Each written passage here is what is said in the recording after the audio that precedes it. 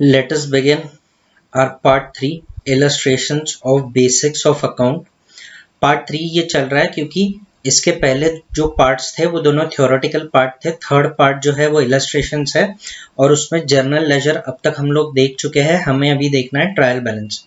YouTube viewers के लिए एक इंस्ट्रक्शन है, आप स्क्रीन पे टैप कीजिए। स्क्रीन के टॉप राइट हैंड कॉर्नर पे आपको आइकन्स दिखेंगे। शेयर के आइकन के बाजू में 3 डॉट्स है, उस पर टैप करेंगे तो ड्रॉप डाउन खुलेगा। ड्रॉप डाउन में जो सेकंड ऑप्शन है 144p बाय डिफॉल्ट आ रहा है, उसको आप 360p कर लीजिए। ये वीडियो आप क्लियर देख पाओगे। So let us start with trial balance. Extremely easy, मेरे ख्याल से 5 मिनट भी नहीं लगेंगे ट्रायल बैलेंस बनाने में। तो हमने लास्ट वीडियो में क्या देखा था? हमने देखा था लेजर बनाना और लेजर बैलेंस करना। तो हमने लेजर जब बैलेंस किए तब हमने देखा था कि हर पर्टिकुलर अकाउंट में बैलेंस अक्यूमुलेट हो रहा था जब हम लोग उसको टैली कर रहे थे। तो अब हमें क्या करना है, हमें सिंपली वो बैलेंस कलेक्ट करने और उससे ट्रायल बैलेंस बनाना है। तो ये देखिए, ये जो आपको यहाँ पे दिख रहा है, this is a question form. इन्होंने कोई लेजर्स बनाए थे तो उससे उन्होंने बैलेंसेस अक्यूमुलेट कर लिए हैं। अब इन सारे बैलेंसेस से हमें ट्रायल बैलेंस बनाना है। तो हमें सिंपली क्या करना है, डेबिट अमाउंट्स एक साइड में लिखनी है और क्रेडिट अमाउंट्स एक साइड में लिखनी है। इतना सिंपल है। इसमें चैलेंजिंग पार्ट ये है कि आपको आइडेंटिफाई करना है डेबिट बैलेंस कौन सा है और क्रेडिट बैलेंस कौन सा है। तो चलो आइडेंटिफाई करते हैं। कैपिटल हम लोग लाइबिलिटीज साइड में लिखते हैं, लाइबिलिटीज हैव क्रेडिट बैलेंस, तो इसे मैंने सी कह दिया। कैश, कैश हमारा करंट असेट होता है। अब ये जो मैंने आपको पहले दूसरे वीडियो में सिखाया था ना, उसका रेलेवेंस यहाँ पे है। तब ऐसे लग रहा था कि यार ये सब क्या चल रहा है, क्या सर बोले जा रहे हैं। अगर वो आपने ध्यान से पढ़ा होगा तो ये आपके समझ में आएगा, वरना आप पहले 3-4 वीडियोस देख लीजिए और फिर ये देखिए। सो कैश हमारा करंट असेट है। Current asset, assets have debit balance, मैं इसको डी दे देता हूँ। क्रेडिटर्स हमारी करंट लाइबिलिटी है, लाइबिलिटीज हैव क्रेडिट बैलेंस, में इसको सी दे देता हूँ। मैं यहाँ पे लिख भी देता हूँ आपके लिए। ये लाइबिलिटी साइड में हम लोग लिखते हैं बैलेंस शीट में, कैश इज करंट असेट,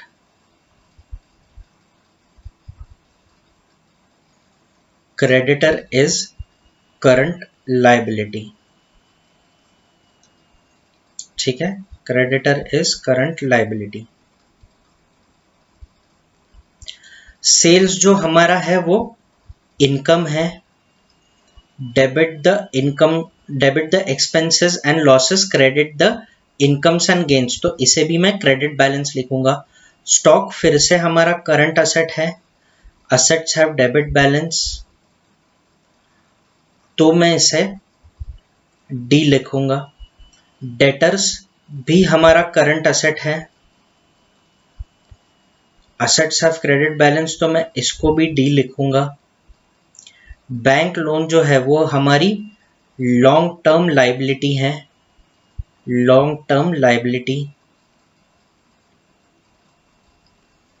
उसे मैं सी लिखूंगा because liabilities have credit balance. और परचेज हमारा एक्सपेंस है, तो as per rule of nominal account debit the expenses and losses, credit the incomes and gains, तो इसको भी मैं डेबिट लिखूंगा। इतना इजी है।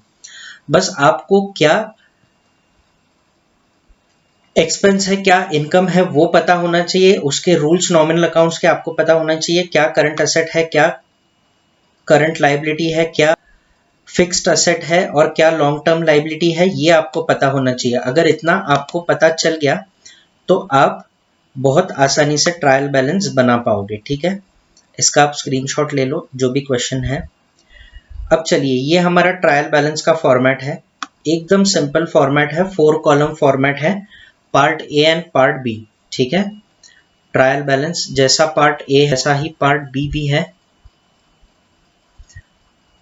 ट्रायल बैलेंस, इसको हम लोग लिखते हैं डेबिट और इसको हम लोग लिखते हैं क्रेडिट। ठीक है, तो डेबिट बैलेंसेस मैं सारे यहाँ पे लिख दूंगा। अभी मुझे यहाँ पे डीसी दिख रहा है, मैं थोड़ा सा मेरा स्क्रीन एडजस्ट कर लूंगा तो शायद मुझे पूरा क्वेश्चन भी दिख जाएगा।